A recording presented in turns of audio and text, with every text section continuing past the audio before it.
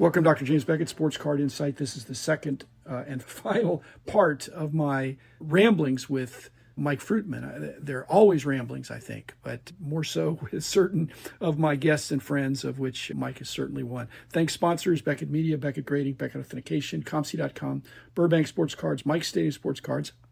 That's the same Mike.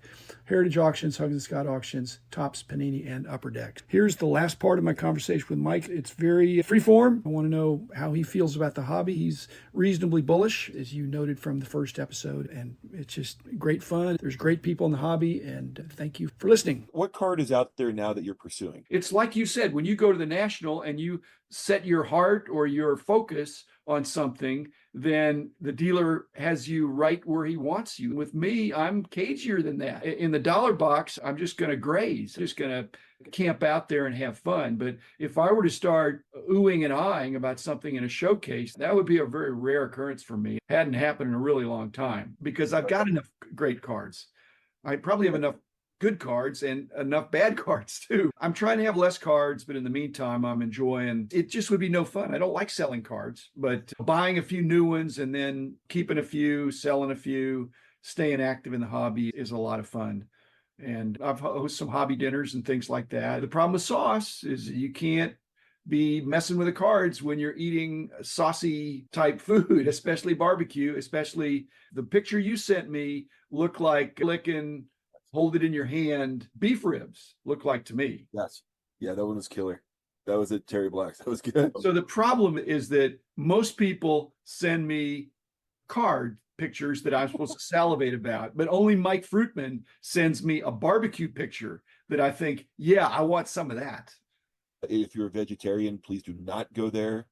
I brought one there and he had an awkward experience. He had a great salad though. My wife and I did a vegan retreat earlier last year, and I can tell you right now, sauce cannot rescue food. Sauce is awesome when it's on meat and fish and even vegetables sometimes, but I got to have a little bit of meat or fish. And this was a week without meat or fish or sugar, and I didn't like it. I love my wife, and the recipes were perfectly executed, but it's like, where's the meat? Where's the beef? How much weight did you lose? 5 pounds, approximately a pound a day. You can lose a pound a day if you don't eat anything you like. People say, I can't lose weight. I say, go to a vegan retreat where they do portion control and no sugar, no alcohol, no desserts. Actually, there were desserts, but they were sugar-free fruit things. What's the last box you opened up? I just put a podcast out. I bought a big group of hangers and blasters. I didn't do great with them, but a lot of the LCSs, and yours in particular, probably, if something is good and it's retail, it finds its way into the card shops. So it doesn't stay retail. It's pulled into the hobby ecosphere if it's good. And so I think these are the ones that weren't good. So there were a bunch of jumbo value fat packs and hangers and no megas, but some blasters. I made the distinction, Mike, and maybe you can understand this from the people coming into your store. I didn't like opening product. I don't like unwrapping. I like the reveal. And so if I've got to take the outer plastic off the blaster, I've got to take the packs out of the blaster, I've got to slit or otherwise open the 6 packs that are in the blaster, and all that to get to 8 cards in a pack, of which 7 are predictably base and 1 is pretty good, with the chance of getting something better. I want to go straight to the reveal. And so that's what I do in the dollar box, but I want to go straight to the reveal. I guess if you have somebody in your shop and they open up a hobby box in front of you and people are watching, are they throwing the wrappers on the floor? Are they hoo-haing the whole time? Are they making a pile of the rejects and a small pile of the ones they want to keep? But that's what I was facing with. And I thought, you know what? I want to skip to the reveal. I don't want to do the breakdown. I felt like I'm talking like an executive. I want my secretary to prepare the experience for me so that I can just come in and look at the cards, that I don't have to get my hands dirty with the wrappers. That's wrong. I want the whole experience, but I just realized what I really enjoy about the experience is the reveal. We had one yesterday. Topps Luminaries arrived yesterday. It's like another version of Dynasty where every card's encapsulated. So we had a collector who asked if we had it. We had a case. He opened the case, and there was a nice Reggie. There was a nice Mariano Rivera, my favorite autograph to look at. There was a really nice Bagwell. So I saw the 6 cards, and we were ready to shoot a video of it. It's content. And one of my staffers here, PK, was going through the debris and realized there's the foam pads on above and below the cards. So underneath the foam pad was a redemption card that the collector was unaware of. It was And stuck. It was adhered to the foam. it was just underneath the foam. So he didn't dig down far enough. There's a top piece, make sure it doesn't get scratched, and then a bottom piece, and underneath the bottom piece, effectively, I hope I get this right. Sorry, Tops, if I got it wrong. But underneath one of the foam pads was another card, and it was a booklet card for a dual autograph Jeter and Rip, which is that could save your case right there. Oh, right. Yeah, sure. Oh, okay, so that's a redemption card, and it's redemptive because it'd be too thick. Because it's a Either that or the players had not gotten to sign them yet. They put crazy thick cards in there. You'll see triple threads where they got the fold outs and all that. Okay. But this was a bonus card because the guy got an autograph card within his pack. Here it was underneath it, and it was fun to see that exchange where PK walks over and goes, "Hey, you forgot one. You might like this one too." So that card almost ended up in a garbage can and would have never been redeemed. So it was nice to have that moment in the shop where the collector was happy with what he got, but then it was a nice little extra bonus. So to what extent are you or PK or anybody counseling the guy, say, hey, you need to get that redeemed and let us sell it for you, or take it to, some other auction or put it on eBay? How many of these bigger cards that involve something like that are people holding on to, as opposed to saying, you know what, I can sell this and buy another case? Or what is the mindset of the person that's buying a better case, to sell some stuff and go again, or to add to his or her collection?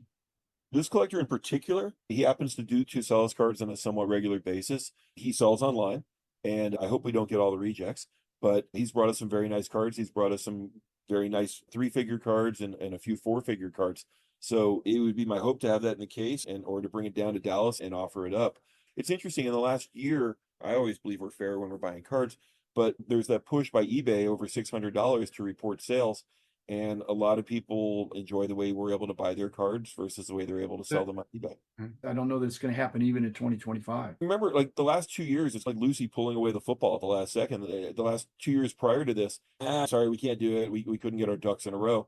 And I haven't heard that about 2024 yet. So They don't want to do it. If there's any waffling at all in DC or within the legislative branch, the regulatory bodies, they want to dodge that bullet. That's a big mess.